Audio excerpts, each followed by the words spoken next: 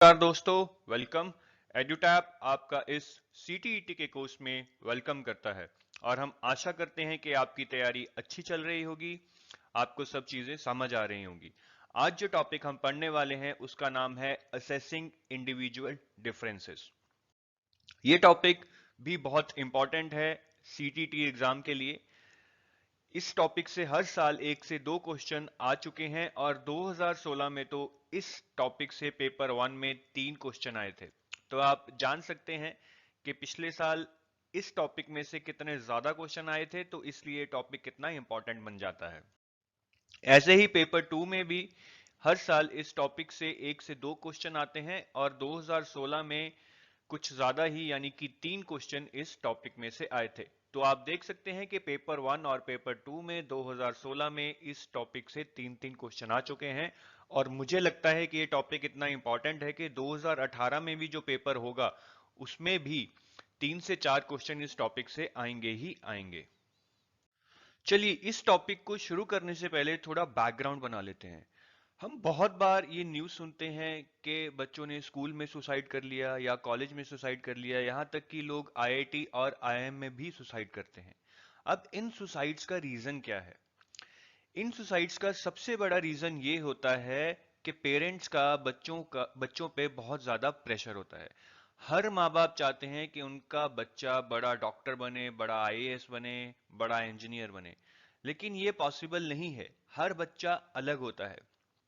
कुछ बच्चे डॉक्टर बनेंगे, कुछ बच्चे इंजीनियर बनेंगे, कुछ बच्चे आईएएस बनेंगे, कुछ बच्चे अच्छे लॉयर बनेंगे और कुछ बच्चे यहां तक कि बस कंडक्टर, बस ड्राइवर या चपरासी भी बनेंगे। जरूरी ये नहीं है कि बच्चा क्या बनता है, जरूरी ये है कि वो बच्चा अपने पोटेंशियल के मुताबिक अपनी जिंदगी में कुछ बन जाए। अगर कोई बच्चा बहुत नालायक है लेकिन फिर भी उसमें पोटेंशियल है कि वो ऑफिस में क्लरिकल जॉब तक पहुंच सकता है, तो पेरेंट्स का ये कर्तव्य है कि वो उसको उसका पोटेंशियल रियलाइज करने में हेल्प करें, कि जहां तक वो पहुंच सकता है उसको पहुंचने में हेल्प करें, ना कि उसको प्रेशराइज करें कि वो भी डॉक्टर इंजीनियर बने। दूसरी चीज हम ये देखते हैं कि बहुत सारे बच्चे स्पोर्ट्स में, म्यूजिक में, क्राफ्ट्स में बहुत अच्छे होते हैं, उनका उसी चीज में एक नेचुरल एप्टीट्यूड या इंटरेस्ट होता है, लेकिन माँ बाप उनको सपोर्ट नहीं करते। वो फिर भी उनको प्रेशराइज करते हैं कि आप डॉक्टर, इंजीनियर या आईएएस ही बनो। ये भी गलत है, क्योंकि हर बच्चा अलग है, उसमें एक अलग तरह का टैलेंट है। अगर आप उसके टैलेंट को रिकॉग्नाइज नहीं करेंगे और उसको फोर्स करेंगे कि भैया तुम्हें तो यही बनना है, तो वो एक अपनी जिंदगी को जस्टिस नहीं कर पाएगा और आगे जाके फ्रस्ट्रेट ही होगा। तो ये जानना बहुत जरूरी है कि हर बच्चा अलग है, उसमें अलग टाइप के टैलेंट होते हैं, तो हर बच्चे की ग्रोथ और डेवलपमेंट पाथ भी अलग होना चाहिए उसके इंटरेस्ट और पोटेंशियल के मुताबिक। तो आज का टॉपिक हमारा इसी संदर्भ में है कि इंडिविजुअल डिफरेंसेस बच्चे की डेवलपमेंट को कैसे इंपैक्ट करते हैं, या माँ बाप या टीचर्स को इंडिविजुअल डिफरेंसेस को समझना चाहिए और बच्चे को थोड़ी फ्रीडम देनी चाहिए, थोड़ी हेल्प देनी चाहिए कि वो लाइफ में आगे जाके क्या बनना चाहता है या क्या बन सकता है। चलिए, सबसे पहले जानते हैं कि इंडिविजुअल डिफरेंसेस होते क्या हैं।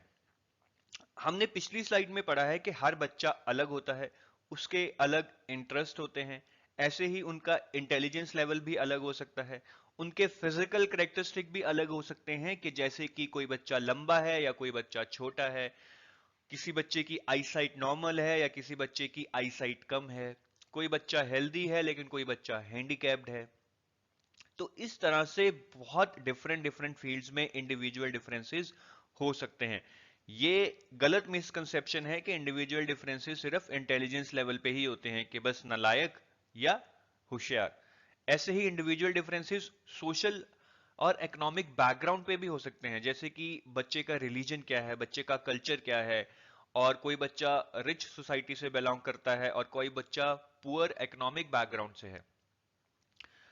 तो इंडिविजुअल डिफरेंसेस तो किसी भी फील्ड में हो सकते हैं, लेकिन हमें इसे क्यों समझना है? क्योंकि यह बहुत जरूरी है कि बच्चे की जो एजुकेशन है वो उसके नीड्स और डिजायर्स के मुताबिक हो, कि बच्चे की क्या जरूरत है और उसके क्या इंटरेस्ट है। हर बच्चे को सेम एजुकेशन नहीं देनी चाहिए। हमें बच्चे के इंटरेस्ट को जानना चाहिए, बच्चे की जरूरत को जानना चाहिए।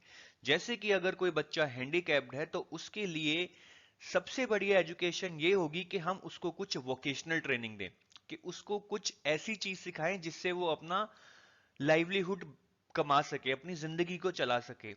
ऐसे ही अगर बच्चे का इंटरेस्ट म्यूजिक में है तो ये जरूरी है कि उसको म्यूजिक की फील्ड में अच्छी एजुकेशन दी जाए, ताकि वो अपने पोटेंशियल को रियलाइज कर पाए। ये जरूरी नहीं है कि जिस बच्चे का म्यूजिक में इंटरेस्ट है उसको भी हम डॉक्टर बनाएं या इंजीनियर बनाएं। तो समराइज के लिए इतना ही बहुत है कि इंडिविजुअल डिफरेंसेस एग्जिस्ट करते हैं और हर बच्चे की एजुकेशन उसकी जरूरत और इंटरेस्ट के अनुसार होनी चाहिए। अब हमने पिछली स्लाइड में पढ़ा था कि हर बच्चे की डिफरेंट नीड होती है और उस नीड के अनुसार ही उसे एजुकेशन देनी चाहिए। अब जैसे कि एक बच्चा इंटेलिजेंट है और दूसरा बच्चा इंटेलिजेंट नहीं है, तो इनके एजुकेशन में थोड़ा डिफरेंस लाना पड़ेगा। जैसे कि जो बच्चा इंटेलिजेंट है वो चाहेगा कि उसको मुश्किल असाइनमेंट्स दी जाएं ताकि उसका माइंड स्टिमुलेट हो। तो टीचर को भी ये समझना पड़ेगा कि इस बच्चे को थोड़ा बेसिक कोर्स से आगे जाके एडवांस कोर्स में इन्वॉल्व करना चाहिए ताकि वो सेटिस्फाई हो। ऐसे ही जो नॉट सो इंटेलिजेंट बच्चा है उसको बेसिक को समझने में ही मुश्किल होगी, तो टीचर को ऐसे बच्चों के साथ चाहिए कि वो उनके साथ पहले बैठें और समझें कि अभी तक उन्होंने क्या कर रखा है, उनकी समझ ठीक है या नहीं है, और उसके बाद ही वो चैप्टर को शुरू करें और एक स्लो स्पीड से पढ़ाएं, ताकि उनको ये ना लगे कि टीचर बहुत तेज स्पीड से जा रही है और उनको कुछ समझ नहीं आ रहा है। तो आप देख सकते हैं कि इस केस में इस बच्चे और इस बच्चे की डिफरेंट नीड्स हैं और टीचर को वो समझनी चाहिए, नहीं तो बच्चे सेटिस्फाई नहीं होंगे और उन्हें पढ़ने में मजा नहीं आएगा। अब ऐसे ही सपोज कीजिए कि एक बच्चा है जिसकी आईसाइट नॉर्मल है और दूसरा बच्चा है जो ब्लाइंड है या जिसकी आईसाइट थोड़ी वीक है। अब इन दोनों की डिफरेंट रिक्वायरमेंट्स होंगी। अगर बच्चा ब्लाइंड है तो वो नॉर्मल क्लास में नहीं पढ़ सकता है, मतलब नॉर्मल टूल से नहीं पढ़ सकता है, उसको टीचर को ब्रेल को यूज करके पढ़ाना होगा।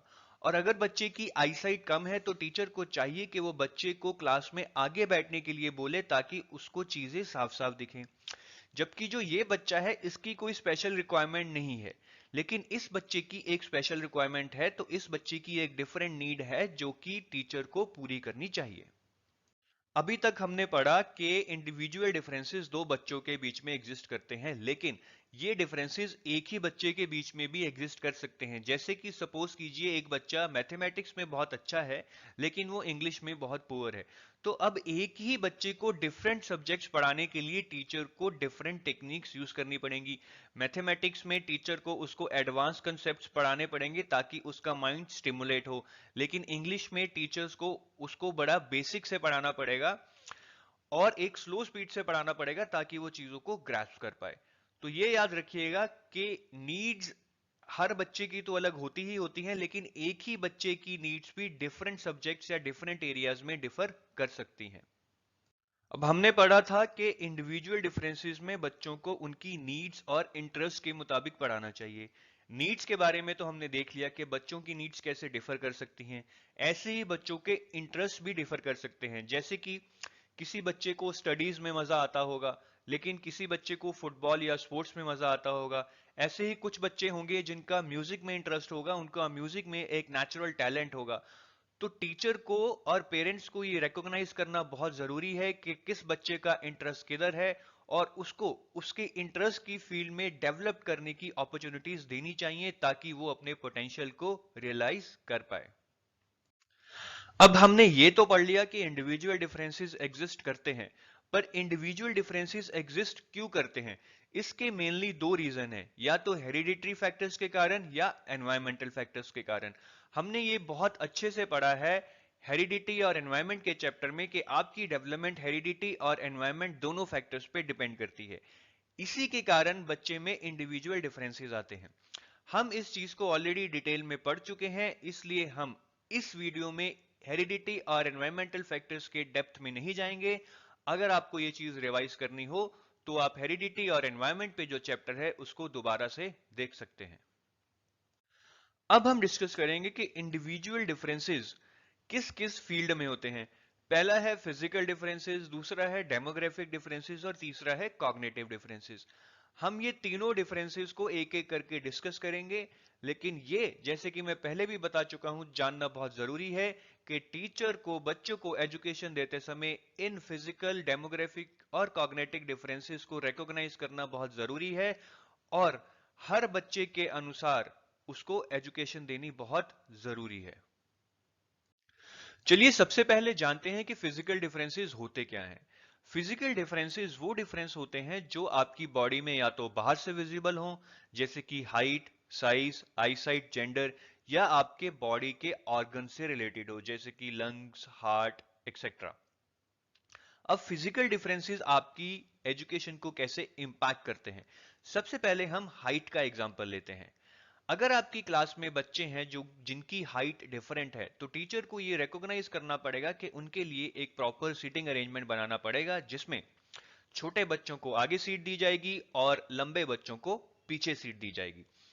ऐसे ही अगर एक लंबा और छोटा बच्चा हाई जंप सीखना चाहते हैं, तो दोनों बच्चों को जो ट्रेनिंग दी जाएगी वो अलग अलग होगी।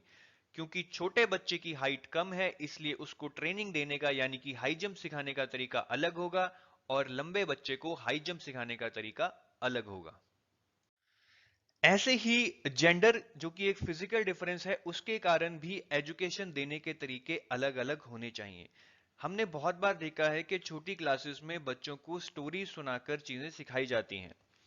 अब जो बॉयज होते हैं यानी कि लड़के होते हैं, उनको जब आप स्टोरीज सुनाएंगे तो वो स्टोरीज ब्रेवरी, साइंस, वॉर या स्पोर्ट्स से रिलेटेड होनी चाहिए, क्योंकि वो इन सब्जेक्ट्स में ज्यादा इंटरेस्ट लेते हैं। जबकि लड़कियों का जो इंटरेस्ट होता है वो ज्यादा उन स्टोरीज में होता है जो कि लव या फेरी टेल से कनेक्टेड हो। अब फिजिकल डिफरेंसेस बॉडी लिमिटेशंस के रूप में भी हो सकते हैं। जैसे कि हम पहले ही डिस्कस कर चुके हैं कि अगर आपकी क्लास में कुछ विजुअली इंपेयर्ड और ब्लाइंड बच्चे हैं, तो उनको कुछ स्पेशल फैसिलिटीज या स्पेशल अटेंशन चाहिए होंगी। लेकिन ये बहुत बड़ा मिसकंसेप्शन है कि जो बच्चे थोड़े वीक हैं, यानी कि जैसे विजुअली इंपेयर्ड हैं या ब्लाइंड हैं, उनको प्रॉपर एजुकेशन नहीं देनी चाहिए। ये गलत है। इन बच्चों को भी इन बच्चों की तरह प्रॉपर एजुकेशन देनी चाहिए। जो ये बच्चे पढ़ रहे हैं उनको भी ये पढ़ने की पूरी इजाजत है। लेकिन फर्क सिर्फ ये है कि इन बच्चों में कुछ लिमिटेशंस हैं, तो शायद ये बच्चे वो सारी चीजें ना कर पाए जो ये बच्चे कर पाते हैं। तो टीचर का इसमें ये रोल है कि वो इन बच्चों को पूरी अपॉर्चुनिटी दे जो भी वो करना चाहते हैं। जो चीज वो नहीं कर पाएंगे वो ही डिसाइड करेंगे कि वो नहीं कर पाएंगे। लेकिन टीचर को ये कभी भी नहीं सोचना है कि ये तो इम्पेयर्ड है इसलिए ये चीज वो नहीं कर पाएंगे। टीचर को हमेशा हर बच्चे को इक्वल अपॉर्चुनिटी देनी है। मतलब टीचर को ये ओपन रखना है कि आप जो भी करना चाहें, जो भी सीखना चाहें, मैं आपको अपॉर्चुनिटी दूंगी। बाकी आपके ऊपर है कि आप कितना सीख पाएंगे और अपना पोटेंशियल रियलाइज कर पाएंगे। चलिए अब हमने फिजिकल डिफरेंसेस तो पढ़ लिए हैं, अब हम डेमोग्राफिक डिफरेंसेस के बारे में पढ़ते हैं। डेमोग्राफिक डिफरेंसेस वो डिफरेंसेस होते हैं जो कास्ट, रिलीजन, कल्चर, एज और इकोनॉमिक बैकग्राउंड के कारण होते हैं। तो सबसे पहले हम पढ़ेंगे कि कैसे इकोनॉमिक बैकग्राउंड में डिफरेंसेस के कारण बच्चे की एजुकेशन पे इंपैक्ट होता है, और वो टीचर के लिए जानना क्यों जरूरी है। सपोज कीजिए आपकी क्लास में दो बच्चे हैं, एक बच्चा थोड़ा गरीब बैकग्राउंड से है और एक बच्चा रिच बैकग्राउंड से है। जो बच्चा गरीब बैकग्राउंड से है उसका शायद इंटरेस्ट हो कि वो आगे जाके गवर्नमेंट जॉब करे, जबकि जो बच्चा रिच बैकग्राउंड से है उसका इंटरेस्ट हो कि वो आगे जाके अपना बिजनेस शुरू करे। तो इस बच्चे का शायद इंटरेस्ट हो कि वो कॉम्पिटिटिव मैगजीन्स को पढ़े, वो टीम वर्क सीखे, और वो ये भी सीखे कि अपने सीनियर की कमांड को कैसे फॉलो करना चाहिए। और इस बच्चे का शायद इंटरेस्ट हो कि वो नेगोशिएशन स्किल सीखे, वो लीडरशिप स्किल्स सीखे, वो इनोवेशन करना सीखे। अब मैं एक पॉइंट दोबारा रिपीट करूंगा कि यस, इन दोनों बच्चों में इंडिविजुअल डिफरेंसेस है, इनके इंटरेस्ट भी डिफरेंसेस है, जिसके कारण उसकी या फिर इनकी एजुकेशन पे इंपैक्ट पड़ेगा। लेकिन टीचर को अपने मन में ये कभी भी नहीं सोचना है कि ये तो गरीब बच्चा है, ये सिर्फ गवर्नमेंट जॉब ही कर सकता है। ये बच्चे के इंटरेस्ट पे है। अगर टीचर को बच्चे से ये लगता है कि वो गवर्नमेंट जॉब में इंटरेस्टेड है, तो उसको वैसे ही हेल्प करनी चाहिए। लेकिन अगर ये बच्चा भी अपना बिजनेस शुरू करना चाहता हो, तो टीचर को उसको डिस्करेज नहीं करना चाहिए। टीचर को उसको अपॉर्चुनिटीज प्रोवाइड करनी चाहिए ताकि वो अपना बिजनेस भी शुरू कर सके और अपने पोटेंशियल को रियलाइज कर सके।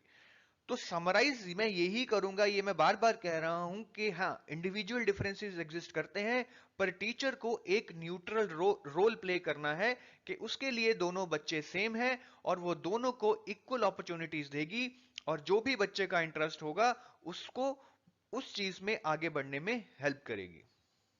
साथ ही साथ मैं एक और मिसकंसेप्शन ये क्लियर करना चाहता हूं कि बहुत लोग सोचते हैं कि जो पुअर बच्चे होते हैं उनका आईक्यू कम होता है, कि वो लेस इंटेलिजेंट होते हैं। ऐसा बिल्कुल भी नहीं होता। चाहे बच्चा गरीब हो चाहे रिच हो, दोनों का आईक्यू सेम लेवल पे हो सकता है।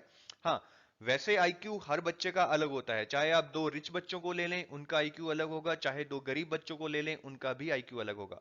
लेकिन ये कहना कि गरीब बच्चों का आईक्यू अमीर बच्चों से कम होता है, ये बिल्कुल गलत है।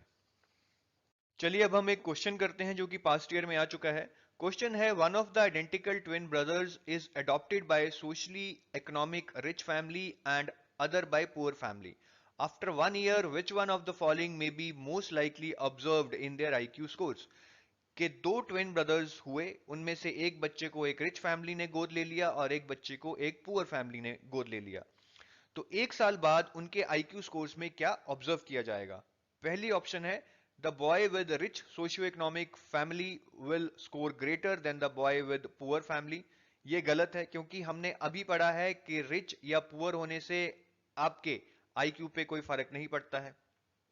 Both of them will score equally, ये भी गलत है, क्योंकि दो बच्चे इरिस्पेक्टिव हो कि वो गरीब हैं या अमीर हैं, उनमें कुछ डिफरेंसेस होंगे, इसलिए उनका आईक्यू स्कोर तो डिफरेंट होगा ही होगा। तो ये जरूरी नहीं है कि उनका आईक्यू स्कोर सेम होगा।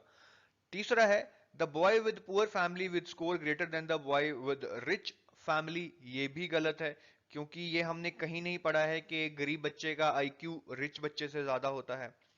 फोर्थ ऑप्शन है, socio economic level does not affect the IQ score, ये बिल्कुल सही है, क्योंकि अभी हमने यही पढ़ा है कि आपका सोशल या इकोनॉमिक बैकग्राउंड, यानी कि आपका अमीर या गरीब होना, ये डिसाइड नहीं करता है कि आपका आईक्यू स्कोर क्या होगा। तो इसका आंसर होगा ऑप्शन नंबर 4। अब डेमोग्राफिक डिफरेंसेस कल्चर पे भी डिपेंड करते हैं। हमने देखा है कि इंडिया की हर स्टेट में, हर रीजन में अलग अलग कल्चर है। अगर आप नॉर्दर्न स्टेट्स को देखें तो पंजाब, हरियाणा और दिल्ली में जो कल्चर है वो साउदर्न स्टेट्स जैसे कि तमिलनाडु, आंध्रा और केरला से बिल्कुल अलग है। यहाँ की एक पर्टिकुलर रीजन में जैसे कि केरला और आंध्रा के कल्चर में भी बहुत फर्क पाया जाता है। अगर आप एक नॉर्दर्न इंडिया में पढ़ने वाले बच्चे को साउदर्न इंडिया के स्कूल्स में डाल दें तो उसको वहां के कल्चर को अडाप्ट करने में बहुत ज्यादा मुश्किल होगी। वो वहां के ट्रेडिशंस, वहां के कस्टम्स, वहां की प्रेयर्स और वहां के फेस्टिवल्स को नहीं समझ पाएगा। तो टीचर का यहाँ पे बहुत बड़ा रोल होता है। उसको ये समझना चाहिए कि बच्चा ये आउट ऑफ द प्लेस है और वो ऐसा ना फील करे कि वो एक अलग ही जगह में आ गया है। तो टीचर को चाहिए कि वो ऐसे बच्चे को एक स्पेशल अटेंशन दे, उसको वहां के ट्रेडिशन कस्टम्स के बारे में समझाए और कुछ ग्रुप एक्टिविटीज ऑर्गेनाइज करे ताकि बच्चा वहां के लोकल बच्चों से घुल मिल जाए, वहां की चीजों को सीख ले। नेक्स्ट जो हम डिस्कस करने वाले हैं वो है रिलीजन। अब सपोज कीजिए एक बच्चा हिंदू रिलीजन में बड़ा हुआ है और एक लड़की या बच्ची मुस्लिम रिलीजन में बड़ी हुई है। दोनों चाहे एक ही स्कूल में पढ़े हों, लेकिन कहीं ना कहीं रिलीजन का उनकी थिंकिंग पे इंपैक्ट पड़ेगा। अगर आप एक हिंदू बच्चे को यह समझाने की कोशिश करेंगे कि बीफ खा के कुछ बीमारियों को क्योर किया जा सकता है, तो वो इस बात को कभी भी नहीं मानेगा, इस बात पे कभी भी यकीन नहीं करेगा, क्योंकि हिंदू रिलीजन में यह माना जाता है कि बीफ खाना बुरा है। अभी तक हमने फिजिकल और डेमोग्राफिक डिफरेंसेस को डिस्कस कर लिया है, अब हम डिस्कस करेंगे कॉग्निटिव डिफरेंसेस को। कॉग्निटिव डिफरेंसेस होते क्या हैं? Difference in attitude, interest, values, personality, aptitude, intelligence, attention span, emotional differences, ये सारे डिफरेंसेस कॉग्निटिव डिफरेंसेस होते हैं। इनको इकट्ठे तो एक्सप्लेन करना बहुत जरूरी है, इसलिए हम इनको एक एक करके एक्सप्लेन करेंगे। सबसे पहले हम लेते हैं एटीट्यूड। एटीट्यूड उस फीलिंग को कहा जाता है जो किसी चीज के प्रति होती है, और उस एटीट्यूड या उस फीलिंग के कारण हमारा बिहेवियर उस चीज के प्रति पॉजिटिव या नेगेटिव होता है। हमने बहुत बार देखा है कि हम ऑफिस में बोलते हैं कि इस बंदे का एटीट्यूड काम के प्रति अच्छा नहीं है, या इस बंदे का एटीट्यूड अपने बॉस के प्रति अच्छा नहीं है। तो एटीट्यूड एक फीलिंग होती है जो हमें कंपेल करती है कि हम किसी चीज को लाइक करें या डिसलाइक करें। अब सपोज कीजिए एक बच्चा है, उसका एटीट्यूड है कि आर्मी सर्विस करनी बहुत जरूरी है क्योंकि हर बंदे को अपने नेशन को सर्व करना जरूरी है। तो इस बच्चे का ऐसा एटीट्यूड है कि वो आर्मी सर्विस करना चाहेगा, वो मिलिट्री में जाना चाहेगा। जबकि एक दूसरा बच्चा है जिसका की एटीट्यूड है कि हर बंदे को ये जरूरी है कि वो अपना कुछ काम करे, कुछ एम्प्लॉयमेंट जनरेट करे ताकि गवर्नमेंट को कुछ टैक्सेस मिले और वो इंडियन आर्मी को सपोर्ट कर पाए, फीड कर पाए। तो आप देख रहे हैं इस बच्चे का एटीट्यूड बिल्कुल अलग है। इस बच्चे का एटीट्यूड मैं ये तो नहीं कहूंगा कि आर्मी के प्रति नेगेटिव है, लेकिन हाँ इस बच्चे का एटीट्यूड है वो एम्प्लॉयमेंट या बिजनेस जनरेशन के प्रति ज्यादा पॉजिटिव है, क्योंकि वो चाहता है कि वो बिजनेस करके पैसा कमाए ताकि गवर्नमेंट को टैक्स दे और गवर्नमेंट हमारी आर्मी को सपोर्ट कर पाए। तो ये बच्चा कभी भी आर्मी में जाना पसंद नहीं करेगा बल्कि अपना बिजनेस शुरू करना पसंद करेगा। तो आप देख सकते हैं कि डिफरेंट एटीट्यूड्स के कारण बच्चे की एक डिफरेंट इंक्लिनेशन होती है और टीचर को वो इंक्लिनेशन समझनी चाहिए और बच्चे को उसके अकॉर्डिंग ही अपॉर्चुनिटीज प्रोवाइड करनी चाहिए। अब बच्चों के जो इंटरेस्ट के कारण डिफरेंसेस होते हैं उनको भी हम कॉग्निटिव डिफरेंसेस ही कहते हैं। जैसे कि हम पहले ही डिस्कस कर चुके हैं कि बच्चों के डिफरेंट इंटरेस्ट होते हैं, किसी का पढ़ाई में इंटरेस्ट होता है, किसी का खेल कूद में या किसी का म्यूजिक में। तो टीचर को चाहिए कि उनके इंटरेस्ट को समझे, रिकॉग्नाइज करे और उनको उनके इंटरेस्ट के अनुसार आगे बढ़ने के लिए अपॉर्चुनिटीज प्रोवाइड करे। अब हम डिस्कस करेंगे कि एप्टीट्यूड क्या होता है। एप्टीट्यूड बेसिकली एक स्पेसिफिक एबिलिटी है, स्पेसिफिक कैपेसिटी है या एक स्पेसिफिक स्किल है किसी भी चीज को अच्छे से समझने के लिए, अच्छे से करने के लिए। सपोज कीजिए अगर किसी बच्चे का मैकेनिकल एप्टीट्यूड है तो इसका मतलब ये है कि उसको मशीन्स पे काम करने में बहुत मजा आता है, उसको वो चीज बहुत आसान लगती है। ऐसे ही अगर किसी का लॉजिकल एप्टीट्यूड है तो इसका मतलब ये है कि उसको कॉम्प्लेक्स प्रॉब्लम्स को समझने में और सॉल्व करने में बहुत ज्यादा मजा आता है, उसमें एक नेचुरल एबिलिटी है कि वो कॉम्प्लेक्स प्रॉब्लम्स को बहुत आसानी से सॉल्व कर लेता है। ऐसे ही जिसका लीगल एप्टीट्यूड है इसका मतलब ये है कि उसको लीगल जजमेंट्स पढ़ने में या लीगल लॉस पढ़ने में बहुत ज्यादा आसानी लगती है, उसको बहुत मजा आता है, उसमें एक नेचुरल एबिलिटी है या टैलेंट है लीगल चीजों को कॉम्प्रिहेंड करने की। अब जिस बच्चे का मैकेनिकल एप्टीट्यूड है वो शायद बड़ा होके कार इंजीनियर या कार डिजाइनर बनना चाहे। जिसका लॉजिकल एप्टीट्यूड है वो शायद आगे जाके इंजीनियर या साइंटिस्ट बनना चाहे। जिसका लीगल एप्टीट्यूड है वो शायद आगे जाके लॉयर बनना चाहे। तो बच्चे में जो डिफरेंसेस होते हैं एप्टीट्यूड के कारण, वो डिफरेंसेस उनका करियर पाथ भी डिसाइड करते हैं। तो टीचर को चाहिए कि उनके एप्टीट्यूड में डिफरेंसेस को रिकॉग्नाइज करे, समझे और उनको उसी के अकॉर्डिंग अपॉर्चुनिटीज दे ताकि वो लाइफ में आगे जाके उसी फील्ड में बड़ा नाम कमा सके। अब कॉग्निटिव डिफरेंसेस इंटेलिजेंस के कारण भी हो सकते हैं। ये हम ऑलरेडी डिस्कस कर चुके हैं कि कैसे इंटेलिजेंट और एक नालायक बच्चे की जो क्लास में नीड्स हैं वो डिफर करती हैं। अब हम डिस्कस करेंगे कि अटेंशन स्पैन और इमोशनल डिफरेंसेस का बच्चे की एजुकेशन पे क्या इम्पैक्ट पड़ता है।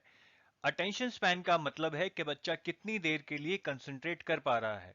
अगर बच्चे की कंसंट्रेशन कम है तो उसको पढ़ाने के तरीके थोड़े अलग होंगे।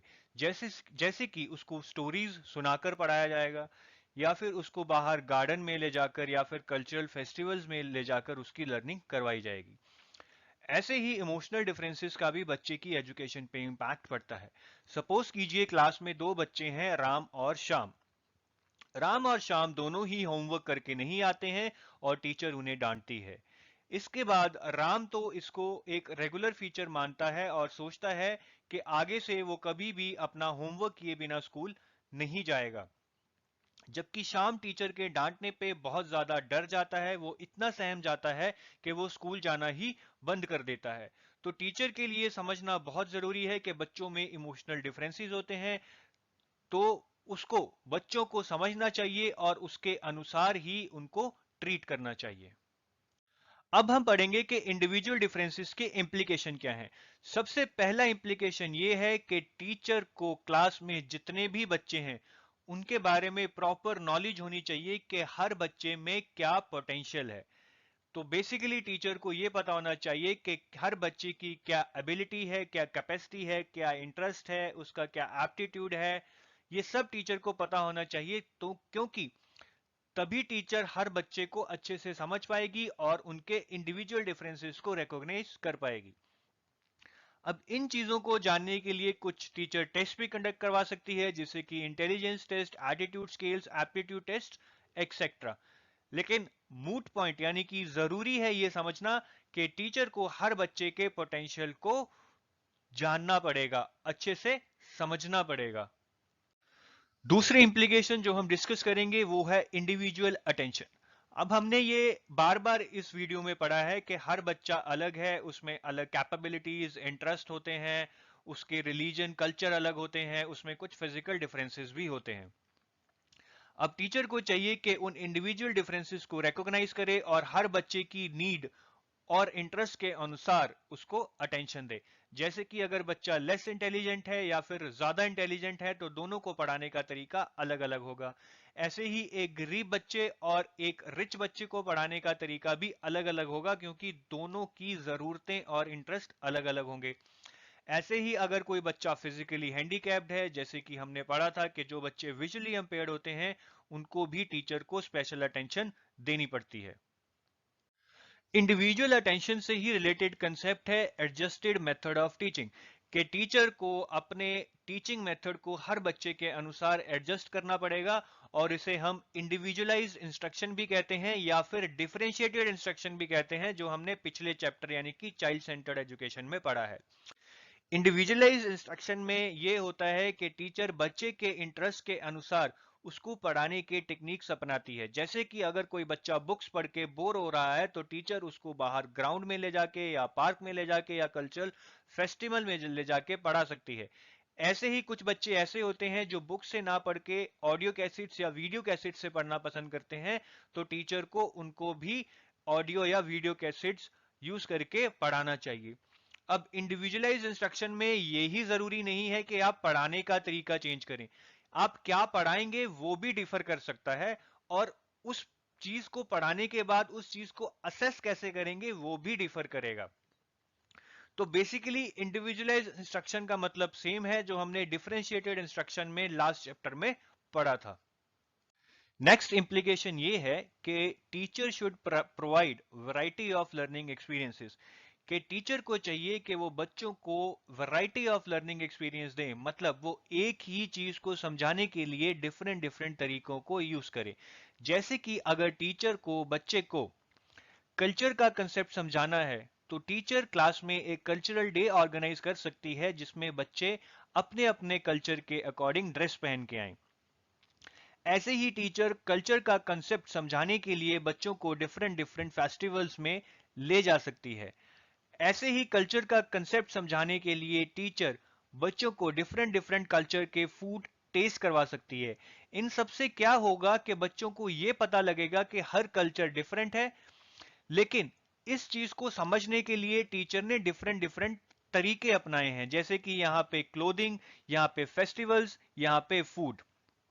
ऐसे ही अगर टीचर को बच्चों को प्लांट्स के बारे में समझाना है तो टीचर डिफरेंट डिफरेंट तरीके अपना सकती है, जैसे कि वो कुछ चार्ट्स दिखा सकती है, प्लांट्स पे कुछ एक्सपेरिमेंट्स करवा सकती है, या गार्डन में ले जाके बच्चों को प्लांट्स दिखा सकती है। तो ये हमेशा याद रखिएगा कि टीचर की ये बहुत इंपॉर्टेंट कैपेबिलिटी है, या टीचर के लिए ये बहुत इंपॉर्टेंट है कि वो वैरायटी ऑफ लर्निंग एक्सपीरियंसेस यानी कि एक ही चीज को अलग अलग तरीके से समझाए ताकि बच्चों को वो चीज अच्छे से समझ आ जाए। चलिए अब एक क्वेश्चन करते हैं। A teacher normally assigns different task to the students, he she believes that, कि टीचर हर बच्चे को डिफरेंट टास्क असाइन करती है, तो वो क्या बिलीव करती है? पहला ऑप्शन है students do not like assigning same work to all the students, कि स्टूडेंट्स अगर एक ही वर्क सारे स्टूडेंट्स को असाइन कर दिया जाए तो वो उसको लाइक नहीं करते हैं।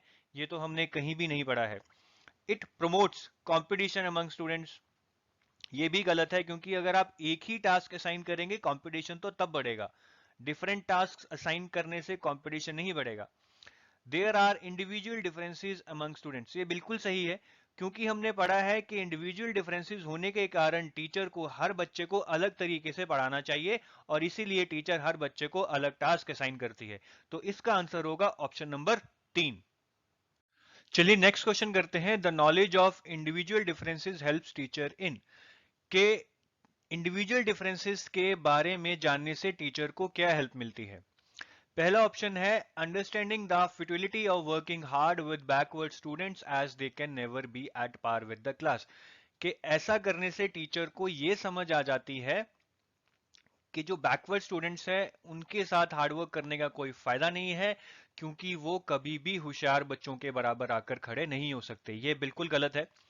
इंडिविजुअल डिफरेंसेस के बारे में जानने से टीचर को ऐसा करने के लिए तो प्रेरणा नहीं मिलती है। दूसरा है accepting and attributing the failure of students to their individual differences, कि अगर टीचर को इंडिविजुअल डिफरेंसेस के बारे में पता लग जाए तो वो आसानी से बच्चों के फेलियर को उनके इंडिविजुअल डिफरेंसेस से रिलेट कर सकती है। यह भी गलत है।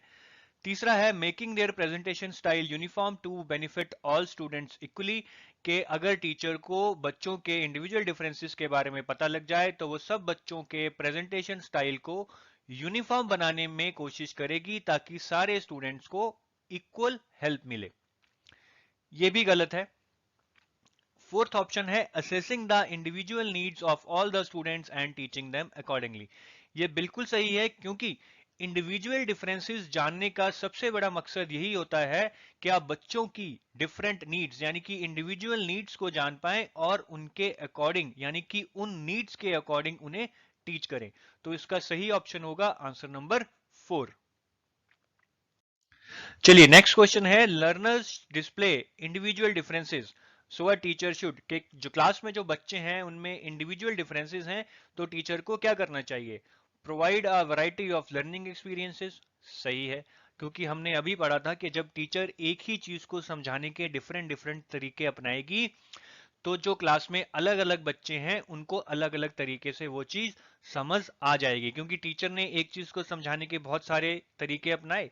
एक तरीके से किसी को समझ आ गया, दूसरे तरीके से किसी को समझ आ गया, तीसरे तरीके से किसी और को समझ आ गया, लेकिन जो चीज समझ आई वो सेम आई। तो पहला ऑप्शन बिल्कुल सही है कि अगर क्लास में बच्चों में इंडिविजुअल डिफरेंसेस हैं तो टीचर को क्या चाहिए, वैरायटी ऑफ लर्निंग एक्सपीरियंसेस देने चाहिए। तो पहला ऑप्शन ही इसका आंसर होगा। बहुत ऑब्वियस है, दूसरे ऑप्शंस टेस्ट करने की भी जरूरत नहीं है, क्योंकि पहला ऑप्शन बहुत ही डायरेक्ट आंसर है। चलिए नेक्स्ट पॉइंट जो हम डिस्कस करने जा रहे हैं कि इंडिविजुअल डिफरेंसेस की जो इंप्लीकेशन है वो करिकुलम पे भी होती है। हमारे स्कूल्स में अक्सर देखा गया है कि हम कुछ सब्जेक्ट्स डिसाइड कर लेते हैं कि बच्चा यही सब्जेक्ट्स पढ़ेगा, चाहे उसका उन सब्जेक्ट्स में इंटरेस्ट हो या ना हो, लेकिन ये गलत है। इंडिविजुअल डिफरेंसेस की सबसे इंपॉर्टेंट एप्लीकेशन यही है कि बच्चे अपना करिकुलम खुद डिसाइड करें। वो डिसाइड करें कि उनको क्या पढ़ना है, उनको किस चीज में इंटरेस्ट है और किस चीज को पढ़ने की उनकी जरूरत है। तो बेसिकली वो अपना करिकुलम खुद डिसाइड करें, ना कि करिकुलम उन पे थोपा जाए। चलिए नेक्स्ट पॉइंट जो हम डिस्कस करने जा रहे हैं वो ये है कि lack of uniformity is normal. अब हमने देखा है कि क्लास में अलग अलग तरह के बच्चे होते हैं, कुछ होशियार होते हैं, कुछ नालायक होते हैं, कुछ शरारती होते हैं, कुछ साऊ होते हैं। कुछ बच्चे एक पर्टिकुलर कल्चर के होते हैं और बाकी बच्चे एक पर्टिकुलर कल्चर के होते हैं। जब टीचर ये सब कुछ देखती है तो वो स्ट्रेस में आ जाती है कि इतने डाइवर्स बैकग्राउंड के बच्चों को कैसे हैंडल करे। लेकिन जो इम्प्लीकेशन है इंडिविजुअल डिफरेंसेस की वो कहती है कि ये डिफरेंसेस होना बहुत नॉर्मल है, ये हर क्लास में पाई जाती है। तो टीचर को ये देख के स्ट्रेस में नहीं आना चाहिए, बल्कि खुश होना चाहिए कि उसकी क्लास में इतनी अलग अलग तरह के बच्चे हैं, यानी कि वो इतने डिफरेंट माइंड्स को एक्सप्लोर कर पाएगी और बच्चों की साइकी को अच्छे से समझ पाएगी। चलिए नेक्स्ट क्वेश्चन करते हैं। क्वेश्चन ये है कि दो बच्चे एक ही पैसेज को पढ़ते हैं, लेकिन वो पैसेज पढ़ के जो चीज इंटरप्रेट करते हैं, मतलब जो उस पैसेज का मीनिंग निकालते हैं, वो बिल्कुल डिफरेंट है। इस कंटेक्स्ट में इनमें से कौन सी स्टेटमेंट ट्रू है? पहली ऑप्शन है it is not possible and the students need to reread the passage, कि ये पॉसिबल नहीं है कि दो स्टूडेंट सेम पैसेज पढ़ें और डिफरेंट मीनिंग निकालें, इसलिए उन दोनों को ये पैसेज दोबारा पढ़ना चाहिए। दूसरी ऑप्शन है it is possible because the teacher has not explained the passage, कि ये पॉसिबल है कि दो बच्चे सेम पैसेज पढ़ के डिफरेंट मीनिंग निकालें क्योंकि ये पैसेज टीचर ने उन्हें एक्सप्लेन नहीं किया है। ये भी गलत है। तीसरा है it is possible because different factors affect learning of individual in varied ways. ये बिल्कुल सही है, क्योंकि दो बच्चे अगर सेम चीज पढ़ के डिफरेंट मीनिंग निकाल रहे हैं तो उसका रीजन ये हो सकता है कि उनमें कुछ इंडिविजुअल डिफरेंसेस हैं और इंडिविजुअल डिफरेंसेस आपकी लर्निंग को इंपैक्ट करते हैं। तो तीसरा ऑप्शन बिल्कुल सही है और यही इसका आंसर होगा। हम फिर भी एक बार चौथा ऑप्शन चेक कर लेते हैं। It is not possible because learning is not meaning making, कि ये पॉसिबल नहीं है क्योंकि लर्निंग का मतलब मीनिंग मेकिंग नहीं है। ये ऑप्शन तो ऐसे ही कंफ्यूज करने के लिए दिया गया है, इसका कोई मतलब ही नहीं बन रहा है यहाँ पे। तो इसका आंसर ऑप्शन नंबर 3 ही होगा। नेक्स्ट क्वेश्चन है the individual differences of students in classroom are, कि जो स्टूडेंट्स में इंडिविजुअल डिफरेंसेस होते हैं उस कंटेक्स्ट में इनमें से कौन सी स्टेटमेंट सही है। पहली स्टेटमेंट है disadvantages as teachers need to control a diverse classroom, के बच्चों के बीच में जो इंडिविजुअल डिफरेंसेस होते हैं उसका टीचर को डिसएडवांटेज होता है क्योंकि टीचर को क्लास में अलग अलग बच्चों को कंट्रोल करने में प्रॉब्लम आती है। बिल्कुल गलत है ये तो। दूसरा है detrimental as they lead to student student conflicts, के क्लास में बच्चों में इंडिविजुअल डिफरेंसेस होना खतरनाक है क्योंकि वो बच्चों में झगड़े का रीजन बनती है। ये भी गलत है। तीसरा है inexpedient as they reduce the speed of the curriculum transaction to the level of slowest student, कि क्लास में बच्चों में इंडिविजुअल डिफरेंसेस होना एक बुरी चीज है क्योंकि इससे क्या होता है कि क्लास में कोर्स को पढ़ाने की स्पीड स्लो हो जाती है क्योंकि जो नालायक बच्चे होते हैं वो तेज स्पीड से नहीं समझ पाते हैं। ये भी गलत है। चौथा ऑप्शन है advantageous as they lead teacher to explore a wider pool of cognitive structures. ये बिल्कुल सही है क्योंकि हमने अभी पढ़ा है कि क्लास में जो इंडिविजुअल डिफरेंसेस होते हैं बच्चों के बीच में उससे टीचर को स्ट्रेस में नहीं आना चाहिए बल्कि खुश होना चाहिए कि उसको कितने डिफरेंट माइंड्स को एक्सप्लोर करने की अपॉर्चुनिटी मिल रही है। और यही इस फोर्थ ऑप्शन में भी कहा गया है कि इंडिविजुअल डिफरेंसेस होना एक एडवांटेज है क्योंकि इससे टीचर को एक डिफरेंट माइंड्स को एक्सप्लोर करने की अपॉर्चुनिटी मिलती है। तो इसका आंसर ऑप्शन नंबर 4 है। नेक्स्ट इंप्लीकेशन है जो इंडिविजुअल डिफरेंसेस की, वो ये है कि अगर क्लास में बच्चों में इंडिविजुअल डिफरेंसेस हैं तो टीचर को कोऑपरेटिव लर्निंग का यूज करना चाहिए। कोऑपरेटिव लर्निंग का मतलब होगा कि वो वीक और इंटेलिजेंट स्टूडेंट्स को मिक्स कर दें और इंटेलिजेंट स्टूडेंट्स वीक बच्चों को अपने आप चीजों को सिखाएं ताकि वीक स्टूडेंट्स इंटेलिजेंट स्टूडेंट से कुछ सीख पाएं। जैसे कि हमने क्लासेस में अक्सर देखा है कि टीचर्स कई बार हर एक होशियार बच्चे के साथ एक नालायक बच्चे को बिठा देती हैं ताकि नालायक बच्चा भी होशियार बच्चे से कुछ सीखे। तो ये भी एक टेक्निक है जिससे टीचर इंडिविजुअल डिफरेंसेस को एड्रेस कर सकती है। चलिए हम नेक्स्ट इंप्लीकेशन पढ़ते हैं। ये एग्जाम के लिए बहुत जरूरी है। इसका नाम है एबिलिटी ग्रुपिंग। एबिलिटी ग्रुपिंग का मतलब है कि आप बच्चों को ग्रुप्स में डिवाइड कर देंगे on the basis of their ability. जैसे कि आप इंटेलिजेंट स्टूडेंट्स का एक ग्रुप बना देंगे और वीक स्टूडेंट्स का एक ग्रुप बना देंगे। इससे टीचर को यह फायदा होगा कि वो अलग अलग ग्रुप को अलग अलग तरीके से पढ़ा सकती है। जैसे कि इंटेलिजेंट स्टूडेंट्स को वो कुछ एडवांस्ड असाइनमेंट्स दे सकती है ताकि वो पढ़ने के लिए मोटिवेटेड रहें, और वीक स्टूडेंट्स को वो एक स्लो स्पीड से पढ़ा सकती है ताकि उनको बेसिक्स समझ आ जाएं। लेकिन एबिलिटी ग्रुपिंग यूज करने के कुछ डिसएडवांटेजेस भी हैं क्योंकि जो वीक स्टूडेंट्स होते हैं अगर आप उनको एक ग्रुप में डाल देंगे तो उनको एक इंफीरियरिटी कॉम्प्लेक्स आ जाएगा कि उनको बुरा ट्रीटमेंट दिया जा रहा है। उनको लगेगा कि इंटेलिजेंट स्टूडेंट्स का ग्रुप बना के इंटेलिजेंट स्टूडेंट्स को फेवर दी जा रही है। तो अगर टीचर को या स्कूल को एबिलिटी ग्रुपिंग यूज करनी है तो बहुत ध्यान से करनी है। और हम अक्सर देखते हैं कि स्कूल्स में एबिलिटी ग्रुपिंग की जाती है। स्कूल्स में कुछ सेक्शंस बना दिए जाते हैं ए बी सी डी, और इनमें जैसे सेक्शन ए में सबसे होशियार बच्चों को रखा जाता है, फिर उनसे कम होशियार बच्चों को बी में, और फिर उनसे कम होशियार बच्चों को सी सेक्शन में रखा जाता है। चलिए नेक्स्ट क्वेश्चन करते हैं। Which one of the following statements is true about ability and ability grouping, के एबिलिटी ग्रुपिंग को लेकर इनमें से कौन सा ऑप्शन सही है। पहला ऑप्शन है students learn better in homogeneous groups, के अगर स्टूडेंट्स को सेम तरह के लोगों के बीच में डाल दिया जाए तो वो अच्छा सीखते हैं। कुछ हद तक ये स्टेटमेंट शायद सही हो सकती है लेकिन हम बाकी स्टेटमेंट्स भी एक बार देख लेते हैं। For smooth and effective teaching class should be homogeneous, कि अगर क्लास को एक स्मूथ और इफेक्टिव तरीके से पढ़ाना है तो उसमें सेम तरह के बच्चे होने चाहिए। ये भी कुछ हद तक सही है, लेकिन ऐसा हमेशा पॉसिबल नहीं हो सकता है। Children are intolerant and do not accept differences, के चिल्ड्रन एक दूसरे के डिफरेंसेस को एक्सेप्ट नहीं करते हैं, ये भी गलत है, बल्कि हमें तो बच्चों को सिखाना पड़ता है कि वो एक दूसरे के डिफरेंसेस को एक्सेप्ट करें। फोर्थ ऑप्शन है teachers may use multi level teaching to cater to different ability groups, के टीचर्स डिफरेंट एबिलिटी ग्रुप्स के बच्चों को डिफरेंट टेक्निक्स यूज करके पढ़ा सकती हैं। ये बिल्कुल सही है, क्योंकि हमने अभी पढ़ा था कि एबिलिटी ग्रुपिंग का सबसे ज्यादा फायदा ये हो सकता है कि अलग ग्रुप को अलग तरीके से पढ़ाया जा सकता है डिपेंडिंग अपॉन देयर इंटरेस्ट और एबिलिटी। तो जो ग्रुप इंटेलिजेंट है उसको एडवांस कंसेप्ट पढ़ाए जा सकते हैं, और जो ग्रुप कम इंटेलिजेंट है उसको बेसिक्स बड़े स्लो स्पीड से पढ़ाए जा सकते हैं। तो इसका आंसर ऑप्शन नंबर 4 है। चलिए नेक्स्ट इंप्लीकेशन जो हम पढ़ने जा रहे हैं वो है focus on learning rather than performance, कि हर बच्चा क्लास में अलग होगा, कुछ बच्चे इंटेलिजेंट होंगे कुछ नहीं होंगे।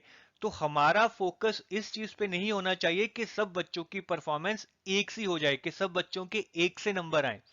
हमारा फोकस तो इस चीज पे होना चाहिए कि सब बच्चे सीख रहे हैं। यानी कि हमें यह जानना बहुत जरूरी है कि बच्चे सीख रहे हैं तो क्यों सीख रहे हैं, ताकि हम वो टेक्निक्स को और यूज कर पाए, और अगर नहीं सीख रहे तो क्यों नहीं सीख रहे, ताकि जो टेक्निक्स गलत हैं उनको ठीक कर पाए या अच्छी टेक्निक्स को यूज कर पाए। तो जो हमारा फोकस है वो परफॉर्मेंस पे ना होके बच्चों की लर्निंग पे होना चाहिए। और साथ ही साथ हमें यह एंश्योर करना चाहिए कि हम हर बच्चे को इक्वल अपॉर्चुनिटीज दें, वेरिड लर्निंग स्टाइल्स यानी कि वेरिड लर्निंग एक्सपीरियंस दें, और उस बच्चे को जो भी अपॉर्चुनिटीज मिले उनसे वो अपने पोटेंशियल को रियलाइज कर पाए। पोटेंशियल को रियलाइज करने का मतलब है कि वो जिंदगी में जहां तक पहुंचने का दमखम रखता है वहां पहुंच पाए। नेक्स्ट क्वेश्चन करते हैं। Even children of the same age vary greatly in appearance, abilities, temperament, interests, aptitude, amongst other things. What is the role of the school in this regard? कि एक ही एज के सारे जो बच्चे होते हैं उनमें भी कुछ इंडिविजुअल डिफरेंसेस होते हैं, जैसे कि उनकी एबिलिटी, इंटरेस्ट, एप्टीट्यूड डिफरेंट होता है। तो इस रिगार्ड में यानी कि इस कॉन्टेक्स्ट में स्कूल का क्या रोल है?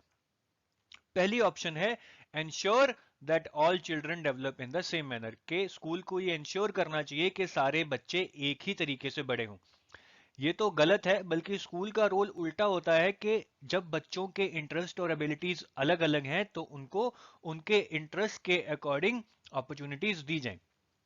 दूसरा है ensure that each child gets opportunities to develop as per her potential. ये बिल्कुल सही है, क्योंकि बच्चे अलग अलग हैं, उनमें अलग इंटरेस्ट हैं, अलग एबिलिटीज हैं, तो स्कूल का यही रोल है कि वो सब बच्चों को इक्वल अपॉर्चुनिटी दें ताकि वो अपने पोटेंशियल के अनुसार डेवलप कर पाए।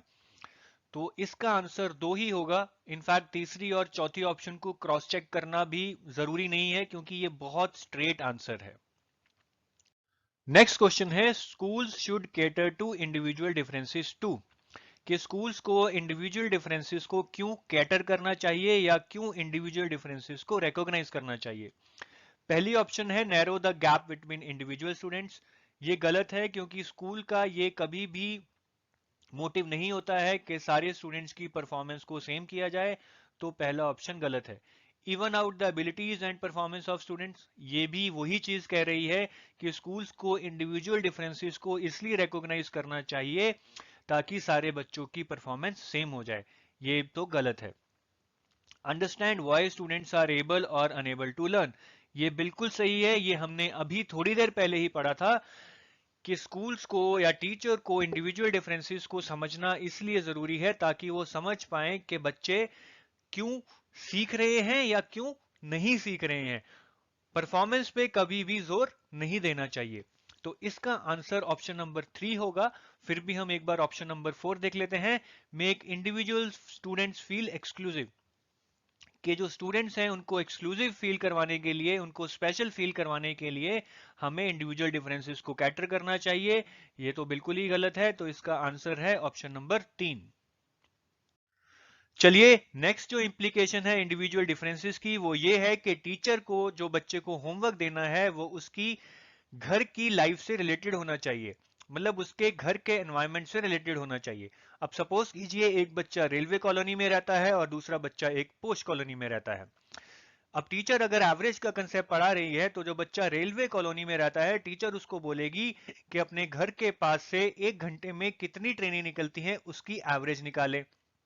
और जो बच्चा पॉश कॉलोनी में रहता है टीचर उसको होमवर्क देगी कि उसके आसपास जितने भी घर हैं वो निकाले कि हर घर में ऑन एन एवरेज कितनी गाड़ियां हैं। तो इससे क्या होगा कि जो बच्चे का होमवर्क है वो उसके एनवायरनमेंट से रिलेटेड होगा, तो वो उस होमवर्क से आसानी से रिलेट कर पाएगा और उसे अच्छे से समझकर कर पाएगा। चलिए नेक्स्ट क्वेश्चन करते हैं। क्वेश्चन ये है कि इंडिया में बहुत सारे बच्चे और स्पेशली गर्ल्स स्कूल में आने से पहले और स्कूल से जाने के बाद घर पर घर के ही कामकाज में व्यस्त रहते हैं।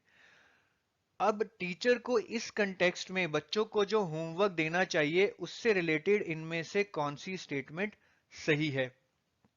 पहला है ask the parents of the children to get tuition for completing the homework of their children. कि टीचर को बच्चों के पेरेंट्स को कहना चाहिए कि अगर उन्हें बच्चों का होमवर्क पूरा करवाना है तो उन्हें वो ट्यूशन पे लगा दें। ये तो गलत है, ये तो इनफैक्ट अनएथिकल है। She should give harsh punishment to the children who do not complete their homework. कि जो बच्चे अपना होमवर्क नहीं कंप्लीट करेंगे टीचर उनसे हार्श पनिशमेंट देगी, ये भी गलत है। The teacher should give homework that connects the learning at the school to the children's life at home. बिल्कुल सही।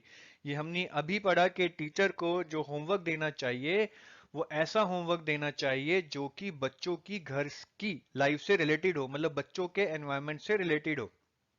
तो इसका आंसर ऑप्शन नंबर 3 होगा। हम एक बार ऑप्शन नंबर 4 भी चेक कर लेते हैं। Teacher should ensure that children wake up early in the morning and stay till late to complete their homework. Teacher को ये इंश्योर करना चाहिए कि बच्चे सुबह जल्दी उठें और फिर स्कूल में भी लेट तक रुकें ताकि वो अपना होमवर्क पूरा कर पाए। ये भी गलत है। तो इसका आंसर ऑप्शन नंबर 3 ही है कि होमवर्क हमेशा बच्चे की घर की लाइफ से रिलेटेड होना चाहिए। चलिए अब हम डिफरेंशिएटेड इंस्ट्रक्शन के कंसेप्ट को पढ़ेंगे। ये हम पहले भी पढ़ चुके हैं चाइल्ड सेंटर्ड एजुकेशन में, लेकिन ये इंडिविजुअल डिफरेंसेस के अंडर भी आता है, तो हम इसको जरा जल्दी से यहाँ से दोबारा कवर कर लेते हैं ताकि आपका टॉपिक अधूरा ना रह जाए।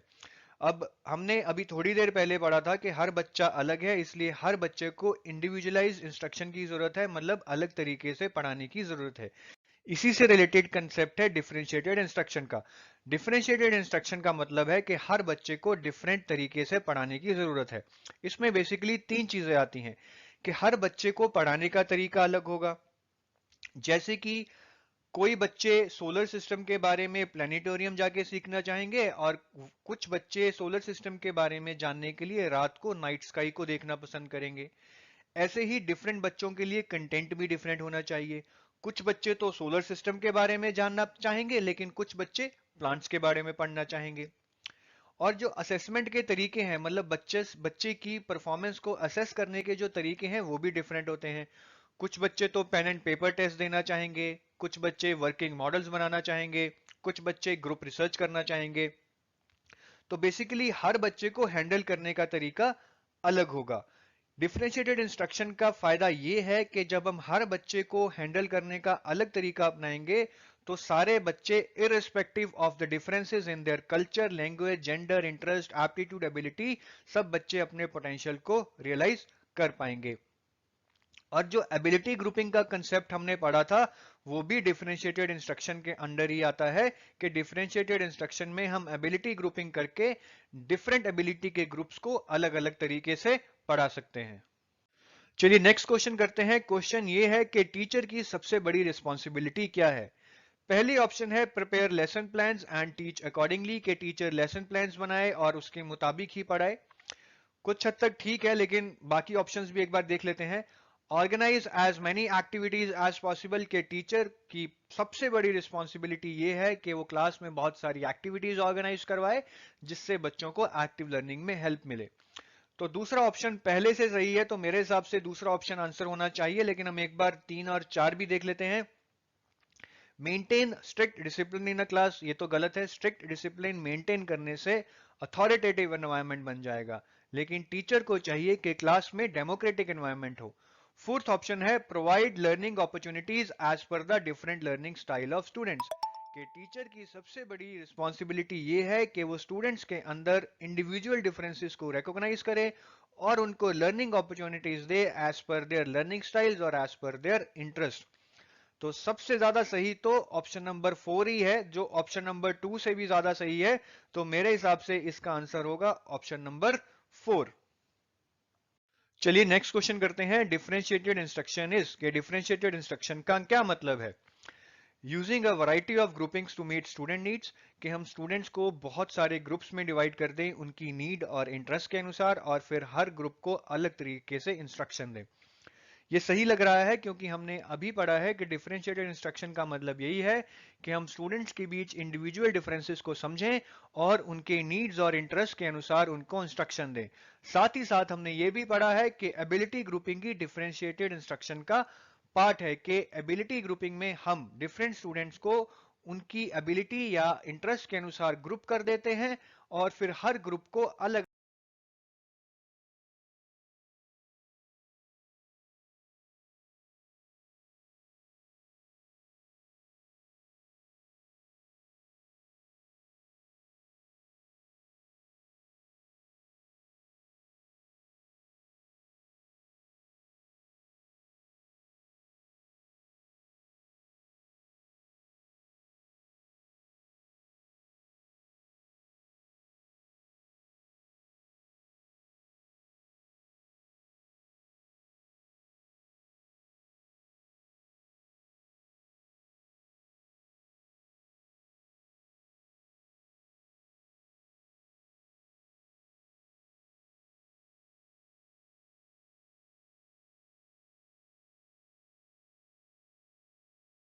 अलग तरीके से पढ़ाते हैं। तो अगर मैं इन दोनों पॉइंट्स को कंबाइन